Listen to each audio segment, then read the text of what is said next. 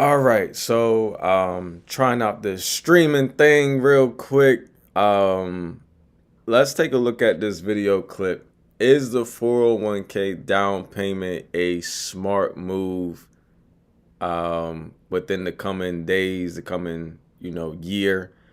This conversation has been going on as it's been coming up in the news as of recent. It's already, been a headline for over a year now, and this has been something that a lot of people in the real estate industry and um, in today's world has been talking about. So let's hear a little bit of this story. This is what I talked about before we went to commercial break. Buying a home, it's part of the American dream, but it is so out of reach for so many people, with the down payment being one of the biggest barriers. The Trump administration says a new plan would let you use your retirement funds penalty-free to get your house, but critics warn it's risky to borrow against your future. News Nation's Ryan Bass is in St. Petersburg, Florida. That's actually one of the cities where the housing market has been struggling here in recent years. Ryan, good morning to you. What more are we learning about this plan? Good morning, Marky. So the plan outlines kind of what you set out right now, which is basically you could borrow from your 401k to put money on a down payment for a home. Right now, if you take money out of your retirement savings, the IRS will slap you with a penalty. The White House here is saying that this is a way to get into that dream home that you want earlier. However, critics say this doesn't really solve the affordability crisis for homes, and you could actually risk your retirement savings if you end up pulling money out of it. Now, White House economic advisor Kevin Hassett previewed this plan earlier this week, I should say on Friday. He says down payments have doubled since the pandemic, from $15K to over $30,000. A Realtor.com analysis. Check this out. So buying homes today, right? They're saying down payments have doubled since the pandemic, around 2020, around 15,000 to $30,000. Now, I wasn't in real estate in 2020, but I remember purchasing a house around that time, and the down payments then were about $10,000. So now I could definitely see that, especially in Delaware, where we have housing programs, or have had housing programs that needed to help with closing costs or down payment assistance around the $15,000 to $30,000 funding that was available. It's been a little bit since I've seen the grant money around that much to help a family, but families having to take 7 years to save for a down payment, I could see that also happening because of the economy, because of job loss or layoffs.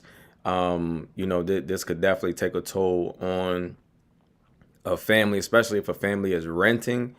And their rent is 15, 18, almost $2,500 a month, depending on where they're at.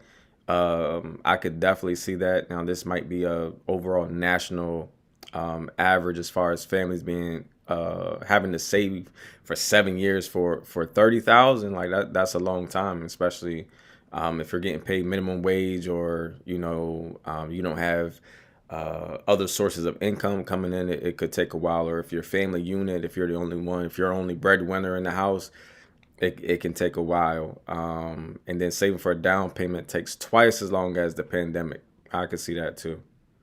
Says it now takes families about 7 years to save that up, twice as long as it did before. Here's Hassett explaining the idea on Fox News. Suppose that you put 10% down on a home, and then you take 10% of the equity of the home and put it in as an asset in your 401k. Then your 401k will grow over time as the value of your house grows. But here's the thing, only about half of Americans even have a retirement account, and even fewer have 401ks. Now, we spoke with Sergio Altamare. He is the CEO. Only a certain amount of people have a 401k, and then there's another set of people who may have a different type of retirement account, or something along those lines. So 54.4% of Americans have retirement accounts. Okay. CEO of Hearthfire Holdings, a real estate private equity and development firm. He said that people who need help the most are least likely to benefit from the president's plan. There's still a lot of work that needs to go into addressing affordability for the individuals on the lower rung of the income chain. That to me, this will not address that by no means. Housing affordability has become a massive issue for President Trump and this administration. He's already banned institutional investors from buying single family homes. He's also directed a $200 billion mortgage bond purchase as well, all in efforts to try and lower rates and get more people to buy homes, Mark. I can imagine a lot of people watching this right now, Ryan, are going, okay, so somebody who's watching who has a 401k and is trying to buy a house, is this actually a good idea for them financially? So, Marky, asking Sergio, I mean, he says you'd probably need to be between 35 to 40 years old and have a steady employment to even have enough saved up for this to actually work for you. His big point is this. He says that this isn't about affordability. He says it's about accessibility. Even if you access your 401k for a down payment, you're basically robbing from your future retirement to buy a house now, and you've got to make that up somehow down the road. He's saying, you got to bank basically that your housing it's going to go up, basically, that you're going to be able to have your home go up in value, which would then benefit your 401k. If it goes down, that could certainly hurt it. The president is expected to fill in more of those blanks this week in Switzerland at that World Economic Forum. We should have the full details of his plan here soon. It's going to be interesting to see how many people actually want to partake in this market. Yeah, fascinating to see how this continues to take shape. All right, Ryan Bass live in St. Petersburg, Florida. Thank you so much. Thank you for watching. All right, so you heard it. It's more so of accessibility or access to affordable housing than it is just having affordable housing. You can have affordable housing, but if you don't have access to it, it's pointless for some people. So this is something to pay attention to within the coming days. President Trump is going to be in Switzerland talking about this. So let's see what the update will be.